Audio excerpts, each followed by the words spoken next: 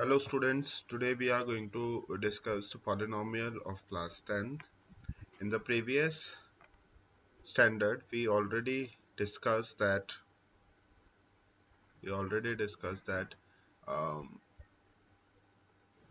we already discussed that what is the polynomial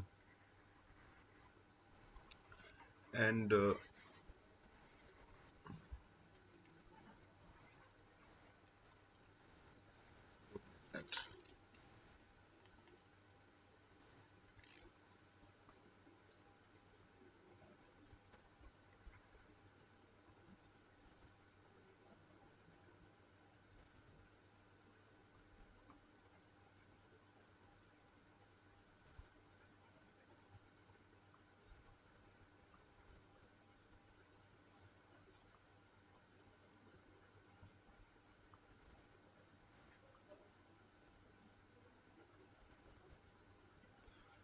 we already discussed the polynomial term. What is polynomial? Polynomial को usually हम px से denote करते हैं. इसके अंदर अगर मैं बोलूं कि ax square plus bx plus c वाली कोई टर्म होती है तो ऐसी एक अलजेब्रिक एक्सप्रेशन को मैं पॉलिनोमियल बोलूँगा जिसके अंदर वेरिएबल की जो पावर होगी वो हमेशा पॉजिटिव होगी और कंप्लीट होगी. ये हमने 9th क्लास में सीख लिया था ऑलरेडी. तो अभी क्या सीखना है हमें नया? अभी हमें ये सीखना है कि अगर polynomial ax square plus bx plus c है तो इसके कितने जीरोस आएंगे. तो जीरोस बेसिकली क्या होते हैं जरा समझते हैं. तो जीरोस बेसिकली वो वैल्यू होती है x की जिसको पॉलिनोमियल में डालने पर you will get answer 0. Zeros को रूट भी बोलते हैं. जीरोस को रूट भी बोलते हैं. तो अगर मान लेते हैं यहाँ पर मैं एक पॉलिनोमियल कंसिडर करता हूँ px is equals to 3x square minus x minus 4 and question ask me to calculate the zeros for this polynomial and उसके लिए मैं क्या करूँगा. मैंने 9th स्टैंडर्ड में सीखा है एक मेथड जिसको मैं नाम देता हूँ middle term split. Middle term split करके हम क्या कर सकते हैं इसके जीरोस फाइंड कर सकते हैं. तो ज़रा समझते हैं एक बार. सबसे पहले मैं देखता हूँ मिडल टर्म स्प्लिट करने के लिए कि मेरा जो पॉलिनोमियल है उसके अंदर हर एक टर्म एक डिसेंडिंग ऑर्डर में अरेंज होने चाहिए. Descending order on the basis of the power of variable. Here power of variable is what in the very first term is 2, in the next term is 1, in the last term is 0. So it is arranged. Then we are going to multiply first term by last term. 3 4s are 12 and x square as it is. और यहाँ पे minus आ जाएगा क्योंकि 4 के आगे -1 है and 3 के आगे +1 है. तो minus into plus is minus. Now we have to find two factors of this 12 so that when these two terms are multiplied with each other we'll get this number and जब इन दोनों का addition या subtraction किया जाएगा तो मुझे ये बीच वाली टर्म मिल जाए. राइट. सो ऐसी टर्म के लिए हम यहाँ पर क्या करेंगे एलसीएम लेंगे. किस चीज का एलसीएम लेंगे यहाँ पे 12 का एलसीएम लेंगे. तो let's find out the LCM of 12 is side में 12 का एलसीएम ले लेते हैं. तो 2 6 2 3 3 1. So we have the prime factorization of 12 is 2 into 3. Right.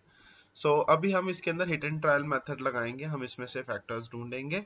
सबसे पहले हम क्या करेंगे 2 को अलग रखेंगे और 2 और 3 को एक साथ ले लेंगे. तो 2 3 6 6 और 2 6 into 2 is 12 बट 6 और 2 को प्लस माइनस करके हमारे को 12 नहीं मिल रहा तो हम ये फैक्टर तो नहीं लेंगे.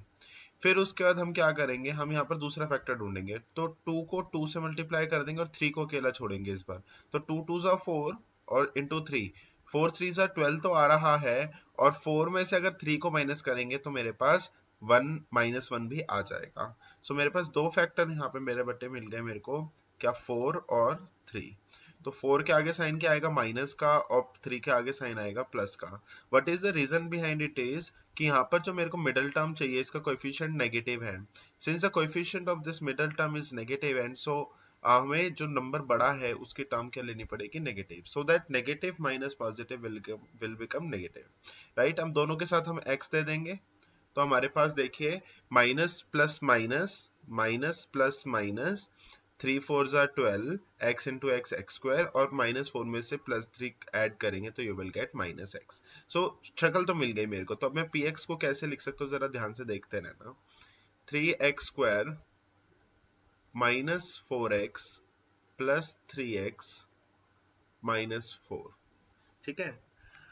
अभी बच्चों के दिमाग में ऐसी छोटी छोटी बातें आती है कि सर ने यहाँ पर -4 पहले लिखा है फिर +3 लिखा है, अगर मैं +3 पहले लिख लूंगा -4 बाद में लिखूंगा तो क्या वो गलत हो जाएगा? वो गलत किसी भी हालत में नहीं होगा, वो भी ठीक होगा। इनफैक्ट उसमें आपको कॉमन लेने में आसानी रहेगी, ठीक है। अभी इसके अंदर हम क्या करेंगे, फर्स्ट टू टर्म के अंदर और लास्ट टू टर्म के अंदर हम कॉमन ढूंढेंगे। तो फर्स्ट टू टर्म के अंदर सिर्फ x कॉमन है, तो will take x as common. What will I get, I will get 3x -4. Now in the last two term there is no term common, so we'll take 1 as common plus 1, so we'll get 3x -4. Now we are going to take 3x -1, 3x -4 as common as whole. What will I get here, x plus 1, so x plus 1. See, हमारा जो initial polynomial था वो plus या minus में था, and जाते जाते calculation करते करते हमने उसको किसने कन्वर्ट कर दिया, एक मल्टीप्लिकेटिव फैक्टर के अंदर। यहाँ तक हमने 9th क्लास में सीख लिया था। 10th में क्या सीखना है, 10th में हमें सीखना है कि हम इस पॉलिनोमियल के x की वैल्यूज कैसे निकाल सकते हैं, जिनको हम क्या बोल रहे हैं, जीरोस। तो एक बार इन्हीं फैक्टर्स को साथ में लेके चलते हैं और समझते हैं कि इनको आगे कैसे कैलकुलेट करेंगे। सो पिछले स्लाइड के अंदर what is my px is nothing but 3x -4 into x plus 1, right. So हम क्या करेंगे, सीधी एक स्टेटमेंट डालेंगे, फॉर कैलकुलेटिंग जीरोस px को किसके इक्वल रखेंगे, 0 के इक्वल रखेंगे। इससे पहले एक कंसेप्ट समझ लेते हैं। अगर मैं बोलूं a into B equals to 0, a and b are some constant terms, so अगर a इंटू बी 0 के इक्वल है, व्हाट डज इट मीन, इधर a इज 0 और b इज 0।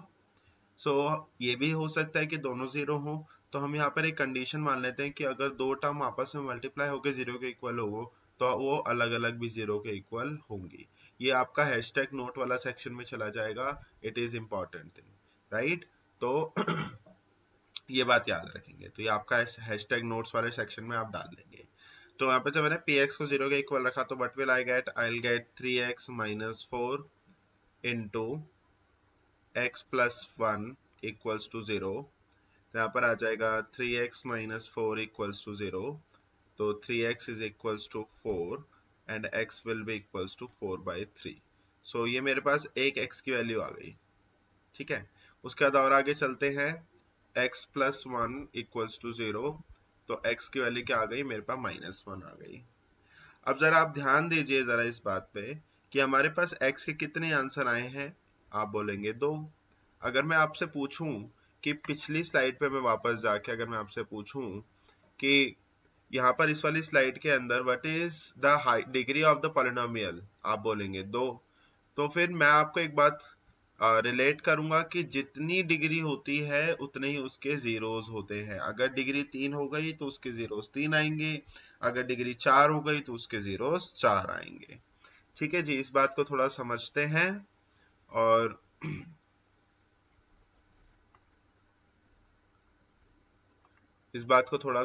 और हम यहाँ पर दो जीरोस के नाम दे देते हैं बुक के अकॉर्डिंग। तो पहला जो जीरो है that is my alpha which is 4/3, and जो बीटा है this is my second zero which is -1।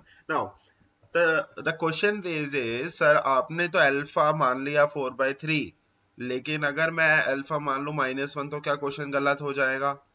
अगर मैं 4/3 को बीटा मान लूंगा तो क्वेश्चन गलत हो जाएगा क्या? ऐसा कुछ भी नहीं है, दैट इज योर चॉइस। जिसको आप मानना चाहते हैं अल्फा बीटा आप मान सकते हैं, कोई प्रॉब्लम नहीं है उसमें।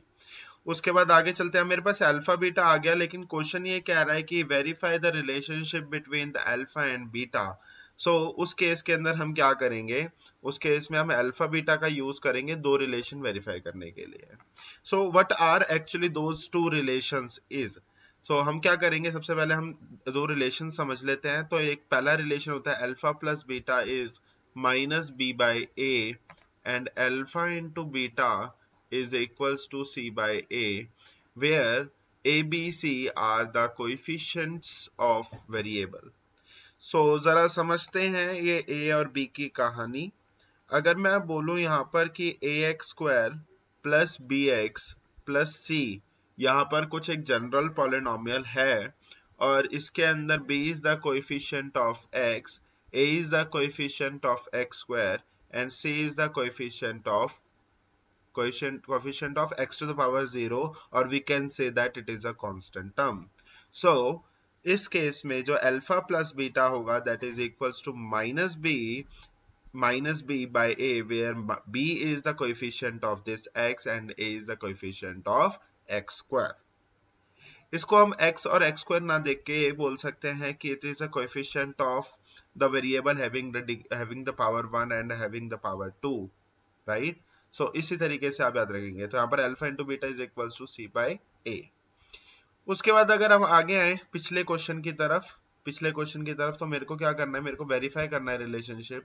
किसके बीच में रिलेशनशिप वेरीफाई करना है? मेरे को जरा देखना, मुझे इन जीरोस के बीच में रिलेशनशिप वेरीफाई करना है। तो पहला रिलेशन तो यही है, यही वेरीफाई करना है। तो मैं कैसे चेक करूंगा? याद रखना, जब हम किसी चीज को चेक करते हैं या वेरीफाई करते हैं तो हम लेफ्ट हैंड साइड और राइट हैंड साइड साथ में लेके चलते हैं। तो हम यहाँ पे क्या चेक करेंगे? To check alpha plus beta is equals to -b by a, right? So हम क्या करेंगे? यहाँ पर लेफ्ट हैंड साइड सॉल्व करेंगे और अल्फा प्लस बीटा की वैल्यू निकालेंगे। What is alpha at that previous slide? Alpha is 4/3 and beta is what? Beta is -1, right? So let's solve it. So alpha की वैल्यू हो जाएगी 4/3 और beta की value हो जाएगी -1। When we solve it, we'll get 4/3 -1, LCM लेंगे आप तो यहाँ पर आ जाएगा 3, 4 - 3, that is equals to 1/3, right? Now we are going to solve RHS for the same. तो जब आप RHS solve करेंगे तो you will get what? -b by a. So अभी आपने कंसिडरेशन इस चीज की नहीं दी है कि b by a क्या है। तो you have to write a proper statement to define what is b by. So you have to write the comparing statement that comparing px with this general form to get a, b, c as क्या क्या मिलेगा बेटा? मेरा polynomial था जो general polynomial is what? 3x², general px is what? 3x² -x -4, right? तो a की sense इसमें क्या हो जाएगी? a is 3, b is -1 and c is what? -4. So let's put the value here. -b by a, which is equals to minus of -1 by a is what? 3, that is equals to 1/3. Here therefore LHS is equals to RHS. So एक कहानी खत्म हुई, लेकिन अभी एक relation और बचा है। कौन सा? अल्फा इंटू बीटा वाला एक रिलेशन बचा है भी हमारे पास। So this is the relation अभी बचा हुआ है, ठीक है? So we are going to prove it in next slide. So alpha into beta is what? Alpha into beta is equals to c by a. So अभी हम क्या check करेंगे? to check alpha into beta is c by a. So we are going to solve left hand side. Alpha is what? Alpha into beta, that is equals to 4/3 into -1. Since the term is negative, we use bracket over there, right? We use bracket over there. So क्या आ जाएगा? 4/3 -4/3 actually, right? So now we are going to solve for right hand side, right hand side solve करेंगे तो हमारे पास क्या आ जाएगा, c by a and c की value is -4 and a is what 3, so आप बोलेंगे therefore LHS equals to RHS, and इसी के साथ आपका क्वेश्चन होता है खत्म। और आप एक स्टेटमेंट यहाँ पे डालेंगे क्या, hence relationship between zeros and coefficients are verified। बात समझ में आई? यहाँ पर आपका क्वेश्चन होता है खत्म। ठीक है, thank you for the video, and बाकी क्वेश्चंस भी इसी तरीके से होंगे।